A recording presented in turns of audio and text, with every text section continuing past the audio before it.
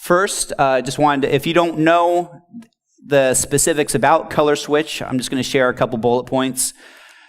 Who I am, what I call mindset design, because anything you actually do in life first comes from how you think, and there's a lot of specific principles that I became aware of or thought up myself. And so I like to share these with people because this is really at the core of any kind of action you're going to take, and that will determine what kind of success you have in what you're doing. Okay, Color Switch. I made it for $3,000. I bought this software called BuildBox by accident. Couldn't afford it at the time, but it worked out. And since then, I use this software because to this day, if you show me a line of code, I don't know what it means. I'm a very Neanderthal in that situation. But I found the software that is really simple to use, and most anyone can learn how to use it in a day. And that's why it was expensive compared to a lot of much more powerful software that is pretty cheap, but right tool for the right situation. So I believe we're at about 170 million downloads since December 2015. It's, I think it's been longer than 15 months at this moment in the top charts. One of the top games in 2016, we were the number one overall app on Apple for about a month. And I got into game development 3 years ago. Now, a little bit about myself. High school dropout, 0.8 GPA. That's not an easy feat, just to let you know. Took some effort and sleeping a lot. I've been a musician since I was 17. I was an Army medic, was in Iraq in 2005, went in the Army in 2003. Filmmaker, I've been interested in filmmaking since right before I deployed for Iraq. Me and my buddy made this really bad short film, and then he went off to become get in the film industry, and then I still do it on the side, and I might get into that full time once I transition from games at some point. And I picked up magic when I was a bored Army medic, which is a good thing if you're an Army medic. You don't want us to be busy. We won't go into details, but medics that's not busy is excellent. So I picked up magic, and I was a magic medic, and then been doing that ever since. Became a member at the Magic Castle 5 years ago. I also got into Toastmasters. Who's familiar with Toastmasters? Okay, I can't see. If there are hands up, I can't see them because I'm blinded right now. I don't know if you can tell. But it's an international public speaking organization. I've been doing that since 2010, and that has helped out a lot. But one day I thought, I want to be a stage magician, and probably if I want to do that, maybe I need to take some training on how to do public speaking. And so I thought, and I just Googled and found Toastmasters, and then I just liked it so much, I just kept doing it. So I've been a Toastmaster since 2010 or 2011. Theater major. I was cleaning swimming pools while I was making all these games before this Color Switch game came out. I was a limo driver, and my last job was valet. And essentially, I have a lot of perspectives in life, which I'm going to go back to that word perspectives because it's very important in whatever we do. And, many types of experiences kind of grow how you look at things, and you can attack things from these different perspectives. But that's a little bit about me, the bullet point version. And finally, game designer. Okay, mindset design. So when I say mindset design, how I think about it now is before you can actually physically do anything, take a breath, take a step, say hello, take any kind of physical action, you must first think of taking the action first. There's a direct mind-body connection. You can't get past that. One cannot exist without the other. So if you want to design something that stands out, it makes sense that you must design your mindset to be able to do that first. If first I have to think of something before I produce it, how can I produce something that's this lofty goal, or maybe is the breakthrough for what I want to do, without having the proper mindset to create this first? It seems very simple, but a lot of people go throughout their entire lives without realizing something as simple as this. I mean, there's the famous quote, the definition for insanity is doing the same thing over and over, expecting a different result. Well, the missing piece is, if you don't improve how you think, how can your result change? And it goes back to what I just said, the mind-body connection. You must think of it first before you actually produce it. If I want to do this, but my mindset always produces this, and I keep that same mindset and I go back and forth, there's a definition of an insanity. But the main missing piece is improve how you think first, and gradually over time, this result will go up and up and up and up and up until you get to your breakthrough. Nothing's guaranteed, but that's the theory. Okay, so you have to improve how you think to improve what you do. This can mean a lot of things. Improving how you think could mean, okay, if I am in the app industry, for example, maybe, in the very beginning, if you don't know anything about anything, maybe you should go to something like this. Maybe you should meet people on the forums. Maybe you should read a book on, if you're designing games, how to be a game designer. What is game design? Maybe you should play games, analyze games. You could, there's a myriad of things. You could study things that aren't in this industry. You could study chemistry or psychology or electrical engineering. Literally any piece of information will improve how you think when you apply it. So you don't just study a book on chemistry and then don't apply it in what you're doing. You have to use that information. So improving how you think is everything. And it's being a lifelong student. Oftentimes people go to college and they think, okay, I got this degree, I studied this amount of books, I'm done. And I see it all the time. But it'd be like me having a cup and going to the faucet and putting one drop in it and then showing that around and thinking that's going to hydrate me. It couldn't be further from the truth. You always have to add something to that cup. So you always have to improve how you think on a daily basis. It doesn't have to be some epic study session every day, but it needs to be a little bit every day. It adds up over time. I think I thought of this term. I don't remember getting it from anywhere, but passive intake versus active intake. People who passively take in information don't think about the information that they're taking in. But when you actively think about it, that's when you can come up with new ideas. So if we were all chair designers and we're looking at these chairs from that perspective, we're going to start coming up with all these different designs for chairs. Maybe I want to make an anti-gravity chair and I have like an app on my phone and I hit it and then the chair can start levitating and I can send it over to my friend who looks like he's tired or something, whatever. You can, that's actively using the information. Now, we're not chair designers, so we sit in these chairs. I mean, how many people looked at the chair and had any other thought than, oh, that looks comfortable? That's passive intake of the information. You're not using it. So you have to actively take in information, which means you're thinking about it for whatever problem you're trying to solve in your business. Conceptual blending. This is probably one of the most important concepts you'll ever hear about. Definitely one of the most important concepts in what I'm saying here. This is the core of all creativity. And raise of hands, how many people are familiar with this term?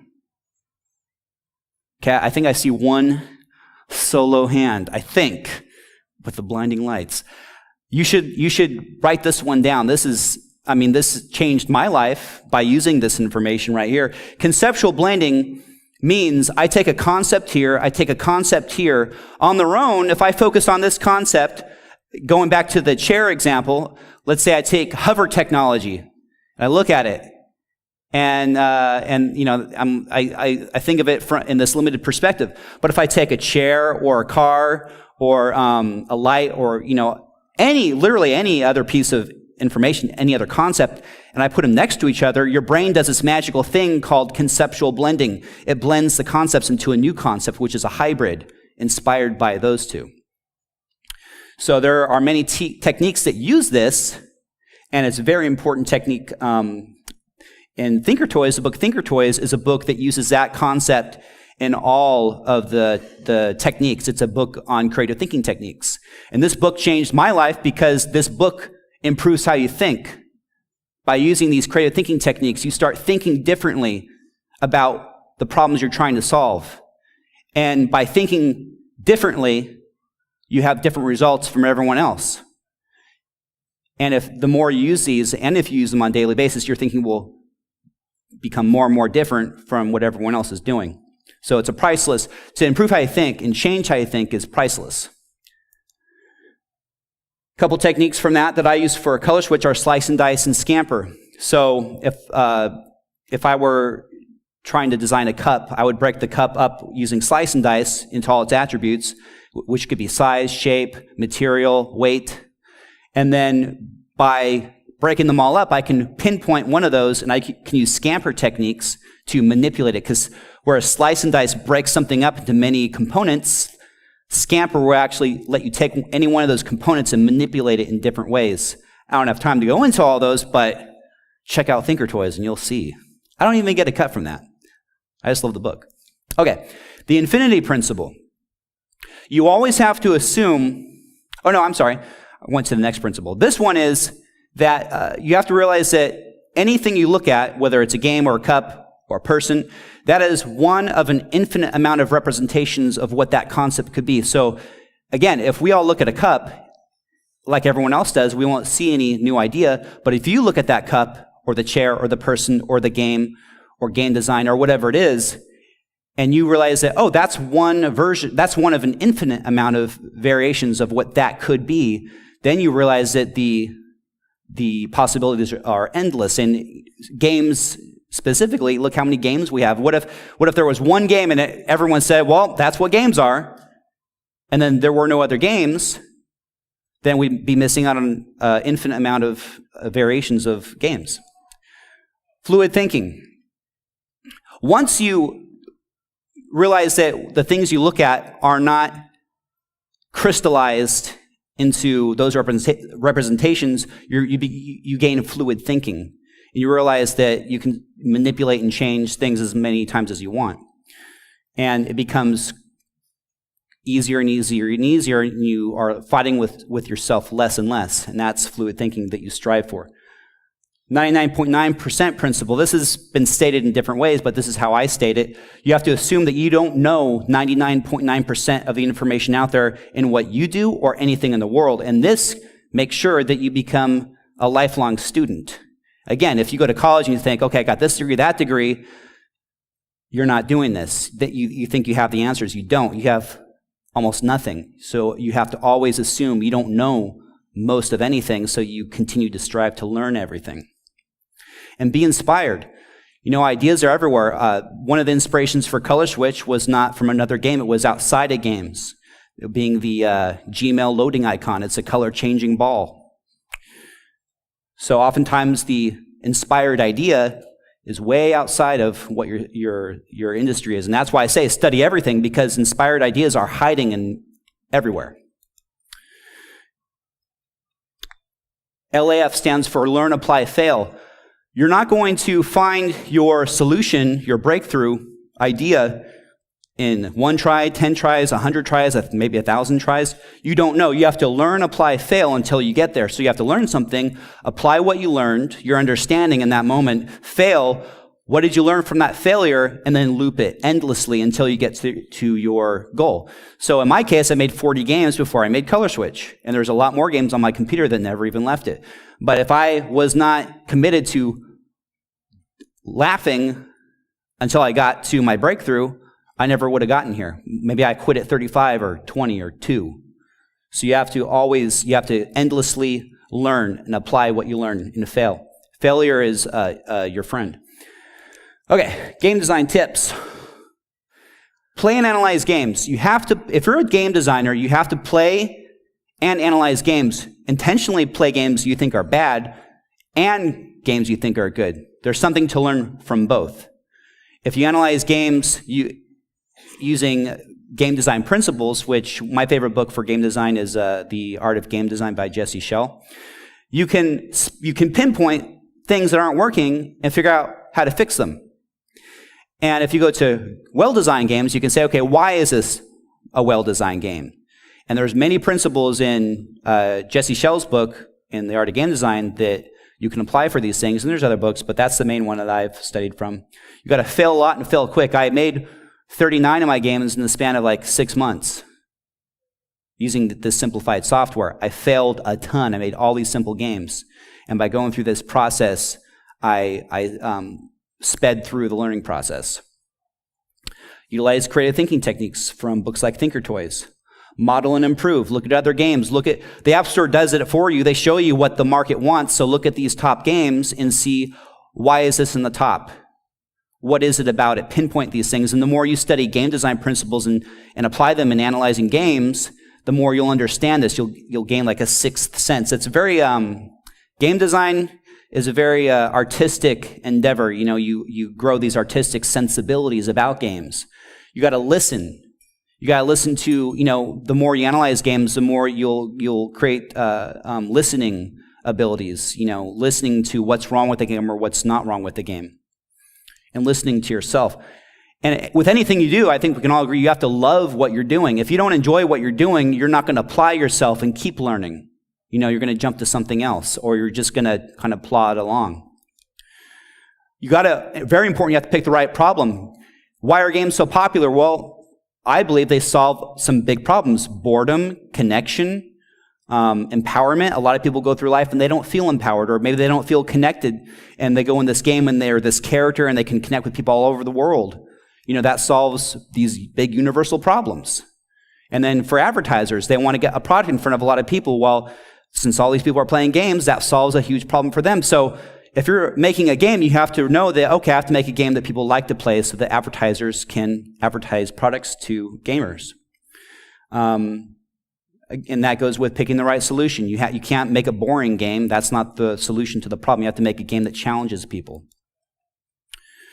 And with everything, you have to be inspired by everything. You have to take in information from everywhere and every kind of person and just live life. Don't live life at your computer. I mean, I did that for a couple years, but you know, I grew very frustrated and burned out. Everyone should know, everyone's born with a supercomputer. This is the only known thing in the universe that can take any idea and create it into a physical reality. And everyone has the same ability. Why do people have different results in life? Because people pick something specific to apply this supercomputer to do. A certain problem to focus on. And that's why we all do different things, because we're drawn to different things. But know that we're the only being that has a supercomputer that can take a thought and create it into a physical reality, as evidenced by everyone here and everything in this room, including the room. You got to build games. You can study all you want, but if you don't actually physically build games, then you are not applying what you learned. So again, these are my favorite books. Thinker Toys, The Art of Game Design. And these are books I just got, and I'm always continuing my learning. I like reading all sorts of things on the industry.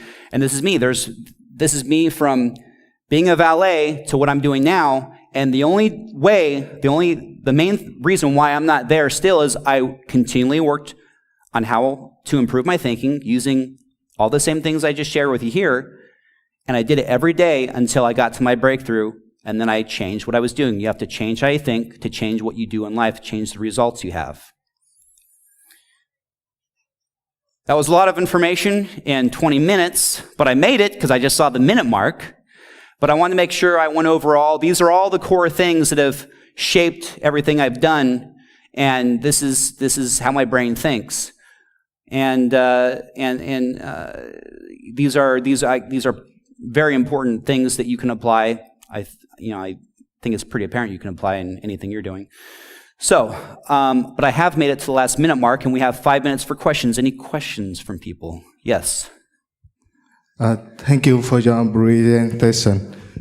In your game design tip, you said that you play and analyze games.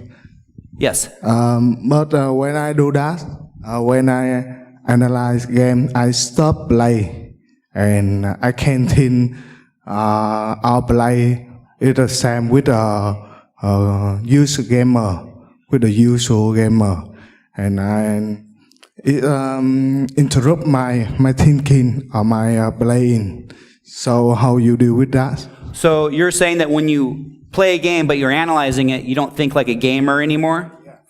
That's something called, I believe it's called holistic design in game design terms, to where you have to train your brain to go from looking at a game from a game designer to a player and seeing the whole game and what they see and from what we see.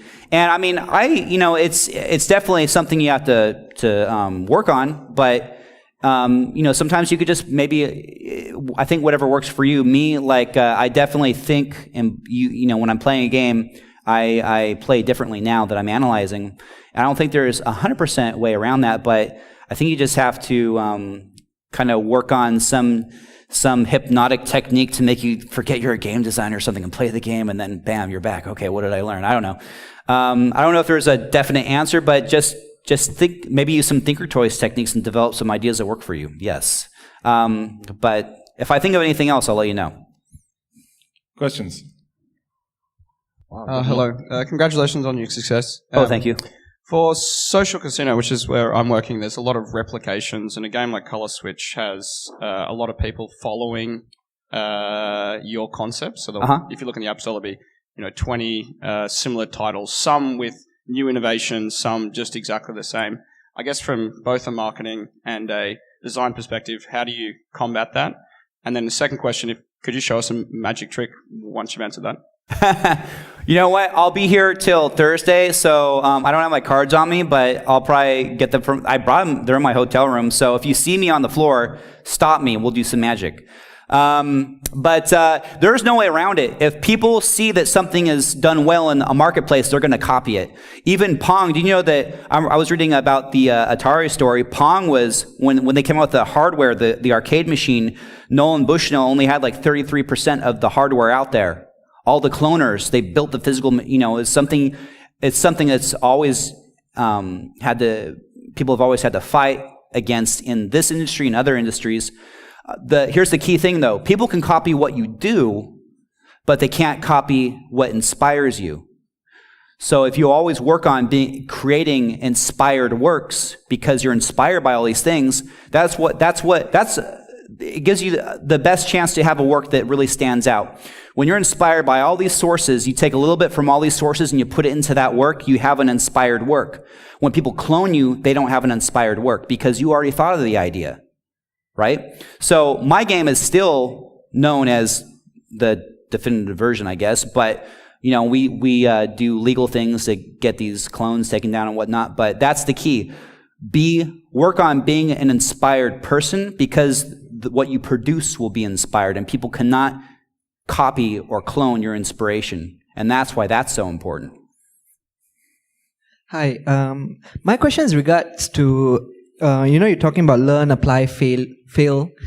But central to all of that is the fear of failure. So I just want to know how you deal with fears and insecurities, especially when you keep experimenting and changing your perspective. Well, I go back to the military. Probably the scariest thing I ever did was being a medic and going on a deployment. And I was actually on a safe, cushy base. One day, a soldier came and said, hey, we need medics for 3 platoons. We don't have them. And so we got to volunteer. And so it was a scary thought, but I volunteered. And next time I'm going off the base, 2 weeks later, I get blown up. And then after that, I think, our Humvee got blown up. And then I had like 4 or 5 near-death experiences from different things.